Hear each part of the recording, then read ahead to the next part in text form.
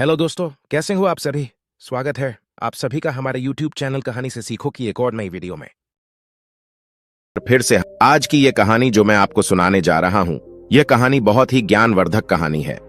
जो लोग इस कहानी को पूरे मन से और दिल से सुनते हैं, उसके घर में कभी भी कोई क्लेश उत्पन्न नहीं होगा। उसके घर में हमेशा सुख और शांति बनी रहेगी।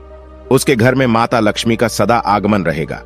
तो सब्सक्राइब कर लीजिए हमारे इस चैनल को, ताकि नए आए वीडियो की नोटिफिकेशन सबसे पहले आप तक पहुंचेगी। आपने सुना होगा कि जिसके घर में रोज झगड़े होते हैं, रोज क्लेश होते हैं, उस घर में बरकत नहीं होती। उस घर में कभी माता लक्ष्मी का आगमन नहीं होता। और जिसके घर में सुख शांति होती है, उसके घर में सुख समृद्धि का आगमन होता है और माता लक्ष्मी का निवास उसके घर पर सदा बना रहता है। इस कहानी को सुनने के बाद हमें यह पता चल जाएगा कि हमें घर में लड़ाई झगड़ा क्यों नहीं करना चाहिए, और जिसके घर में लड़ाई झगड़े होते हैं वो उन लड़ाई झगड़ों को कैसे रोक सकता है, क्योंकि घर में सुख शांति का होना बहुत जरूरी है। क्योंकि जहां सुख शांति होती है वही माता लक्ष्मी निवास करती है। जहां क्लेश उत्पन्न होते हैं, लड़ाई झगड़े उत्पन्न होते हैं, वहां माता लक्ष्मी का वास नहीं होता, वहां दुख और दारिद्र्य का निवास होता है। हो सके तो इस कहानी को पूरा सुने। यह कहानी आपके जीवन में बहुत सीख देगी। यह बहुत ही ज्ञानवर्धक कहानी है, इसे जरूर सुने। एक मोर और मोरनी की कहानी। इससे पहले कि आप हमारी कहानी में खो जाए, चैनल को सब्सक्राइब करना ना भूले। चलिए कहानी शुरू करते हैं। एक जंगल में एक मोर और मोरनी रहते थे। मोर और मोरनी बहुत हंसी खुशी जंगल में रहते थे। एक दिन मोरनी मोर से कहती है, पिया जी हमें यहां से चलना चाहिए। हमें वहां चलना चाहिए जहां हमारे समाज के लोग रहते हैं। काफी सारे मोर मोरनी रहते हैं, हमें वहां चलना चाहिए। मोर मोरनी से कहता है, प्रिय अगर हम वहां चलेंगे तो रोज लड़ाई झगड़े होंगे। हम दोनों यहाँ जंगल में कितना सुकून से रहते हैं, वहां जाने की क्या जरूरत है। लेकिन मोरनी जिद करने लगती है तो मोर भी मान जाता है। मोरनी की जिद करने पर वो दोनों उड़कर एक नगर में आ जाते। उस नगर का राजा पशु पक्षियों की भाषा को अच्छी तरह से समझता था। उस राजा ने कराव शास्त्र की पढ़ाई की थी। कराव शास्त्र का मतलब यही होता है कि पशु पक्षियों की भाषा को समझ पाना। वह राजा सभी प्रकार के पशु पक्षियों की आज को समझ पाता था। हर जीव जंतु की आवाज को वह बखूबी समझता था कि वह क्या कह रहा है। दोनों मोर और मोरनी उसी नगर में आ जाते हैं। एक दिन की बात है, राजा अपनी रानी से कहता है कि हे रानी, मुझे बहुत तगड़ी भूख लगी है, आप मुझे भोजन खिला दीजिए। राजा की रानी 36 प्रकार के भोजन बना करके एक हाथ में पानी का लोटा और दूसरे हाथ में खाने की थाली लेकर राजा के पास पहुंचती है। रानी जैसे ही भोजन का थाली राजा के सामने रखती है तो एक चावल का टुकड़ा नीचे गिर जाता है। वहीं पर कुछ चींटियां घूम रही थीं। तभी एक चींटी चावल के टुकड़े लेकर वहां से जाने लगती है। राजा बैठा सब घटना को देख रहा था। उस चींटी के पास में तुरंत ही एक बड़ा चींटा आता है और वह चींटा उस चींटी से कहता है, हे प्रिय, यह चावल का टुकड़ा मुझे दे दीजिए और तुम वापस जाओ और उस राजा की थाली से दूसरा चावल का टुकड़ा लेकर आओ। उनकी बातों को राजा पूरी तरह से सुन रहा था, क्योंकि राजा हर जानवर, पशु और पंछी की भाषा को समझ सकता था। तो राजा वहीं बैठा रहा था जब चींटा चींटी से यह बात कह रहा है कि नहीं, मैं नहीं जाऊंगी। अगर यह बात राजा को पता चल जाएगी तो राजा मुझे मार देगा। फिर चींटा चींटी से कहता है कि तुम जाओ, राजा को नहीं पता चलेगा। चींटी फिर जाने की कोशिश तो करती है, लेकिन फिर आधे रास्ते से वापस चली आती है और चींटा से कहती है, नहीं मैं नहीं जाऊंगी, हो सकता है राजा को पता चल जाए और राजा मुझे मार देगा। राजा उन दोनों को देख रहा था।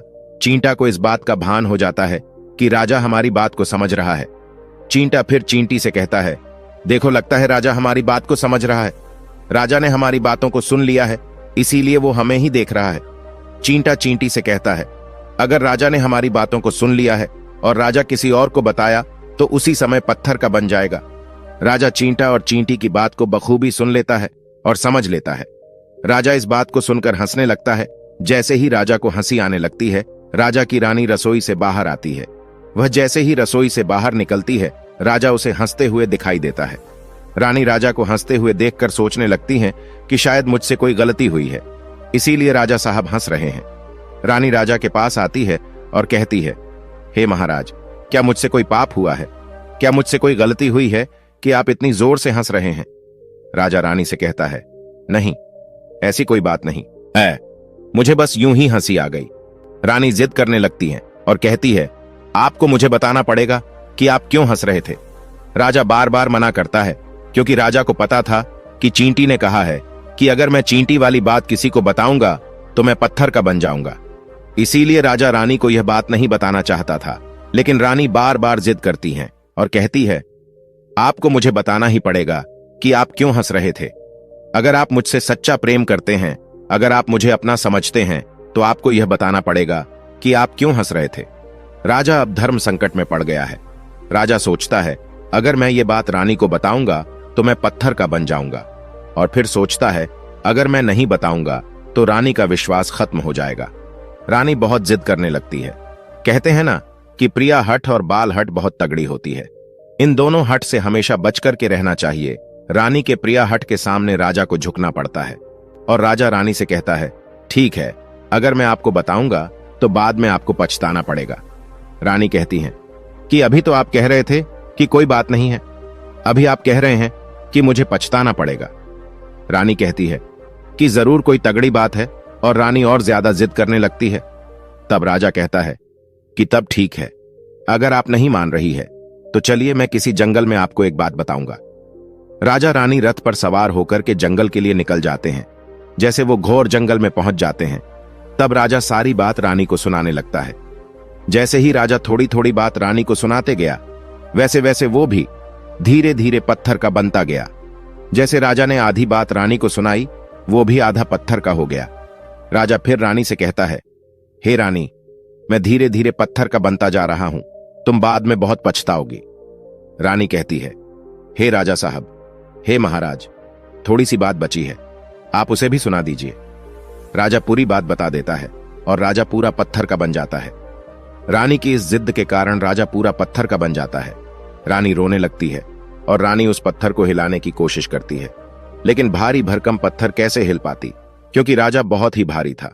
राजा पत्थर का बन जाता है, और उधर रानी सर पटक कर रोती है, छाती पीटती है, विलाप करती है, और किसी जीव जंतु से सहायता के लिए गुहार करती है। इन सब कहानी को मोर और मोरनी बखूबी देख रहे थे, अपनी आंखों से देख रहे थे। रानी के विलाप को देखकर मोर मोरनी को दया आ जाती है। मोर मोरनी से कहता है, ये होता है प्रिय हट। अपनी इसी प्रिय हट की वजह से हम उस जंगल में कितना खुशी खुशी रहे थे और यहां चले आए। मोरनी मोर से कहती हैं कि प्रिय, ये रानी बहुत दुखी हो रही है, हमें इसकी सहायता जरूर करनी चाहिए। यह इतना विलाप कर रही है, इसकी ज्यादा तो सहायता हम नहीं कर सकते, लेकिन कम से कम इसको धीरज तो दे ही सकते हैं, यानी उसको विश्वास तो हम दिला ही सकते हैं। यही सोचकर मोर और मोरनी उस रानी के पास जाते हैं, और जाकर के रानी से कहते हैं कि रानी साहिबा, जो हुआ वो तो गलत हुआ, लेकिन आप जरा धीरज रखिए, अपने आप को थोड़ा संभालिए, आपके पीछे पूरा राज्य है। राजा तो पत्थर का हो चुका है, अब आपको आपके राज्य का कारोबार आपको ही संभालना है। रानी मोर मोरनी की बात सुनने के बाद कहती है, भाई मोर मोरनी, मैं अपने आप को कैसे संभालूं, क्योंकि अब तो मेरा संसार ही उजड़ गया, क्योंकि मेरा पति परमेश्वर पत्थर का बन चुका है, और मैं क्या करूं। रानी की यह बात सुनते ही उधर मोरनी के मुख से यह निकल जाता है, राजा पत्थर के कैसे हो गए? राजा तो इंसान थे, अच्छे भले थे, लेकिन ये पत्थर के कैसे हो गए? रानी वही बात बताने लगती है जो राजा ने चींटी वाली बात रानी को बताई थी। रानी वही बात मोर और मोरनी को बताने लगती है, और रानी भी धीरे धीरे करके पत्थर की बन जाती है। और जब रानी पत्थर की हो जाती है, और राजा तो पत्थर का हो ही चुका था, जब दोनों पत्थर के हो जाते हैं, उधर मोर मोरनी को चिंता सताने लगती है। उधर मोर और मोरनी बहुत दुखी हो जाते हैं। मोर मोरनी को यह चिंता सताने लगती है कि यह विपत्ति हमारे ऊपर भी आ सकती है, क्योंकि राजा भी उसी चींटी वाली बात से पत्थर का हो चुका है, और रानी भी उसी चींटी वाली बात से पत्थर की हो चुकी है। मोर मोरनी से कहता है, हम पर भी खतरा मंडरा रहा है, क्योंकि तुम स्त्रियों से कोई भी बात छिपती नहीं है। मोरनी मोर से कहती है, पिया जी, यहां से हम दूर चले क्या? मोर मोरनी से कहता है, हे बेवकूफ, दूर जाने से क्या फायदा है? यह संकट तो धरती के किसी भी कोने में हमारा पीछा नहीं छोड़ेगा। यह खतरा तो हमेशा हमारे ऊपर मंडराते रहेगा। अगर जाने अनजाने में यह हमारी मुख से निकल गई तो हम भी पत्थर का बन जाएंगे। इसी बात को लेकर मां र और मोरनी बहुत दुखी हो जाते हैं, बहुत चिंतित हो जाते हैं। रात दिन उनको यह दुख खाया जाता है। यह सोचकर वे ना भोजन करते हैं और ना चैन से सोते। बस रात दिन उनको यही दुख सताती है, यही टेंशन रहती है कि ये बात उनके मुख से निकल ना जाए। यदि हमारे मुख से ये बात भूल कर भी निकल गई तो दोनों पति पत्नी पत्थर के बन जाएंगे। यही सोचकर मोर ने दिमाग लगाया कि यदि मैं सारी चींटियों को खत्म कर दूं तो यह सब खत्म हो सकता है, क्योंकि यह करा धरा तो चींटियों का है। मोर मोरनी से कहता है, प्रिय, अगर हम सृष्टि से सारी चींटियों को खत्म कर दें तो चींटियों का संकट समाप्त हो जाएगा। और मोर मोरनी इस बात से राजी हो जाते हैं और सभी चींटियों को मारकर खाना शुरू कर देते हैं। मोर और मोरनी का इतना आतंक हो गया था कि सभी चींटियां डर के मारे और बिल खोद करके धरती के अंदर जाकर छिप गईं। मोर और मोरनी ऐसी निगरानी रखते हैं कि उन्हें जहां भी चींटी दिखती है तुरंत दबोच लेते हैं। कोई भी चींटी मोर और मोरनी के इस आतंक के वजह से बाहर ही नहीं आती थी। सभी चींटियों ने जमीन के अंदर अपना बिल बना दिया और जमीन के अंदर ही जाकर बैठ जाती। काफी समय बीतने के बाद चींटियों को भूख सताने लगी, क्योंकि भोजन तो बिल में मिलता नहीं, भोजन तो बाहर मिलता है।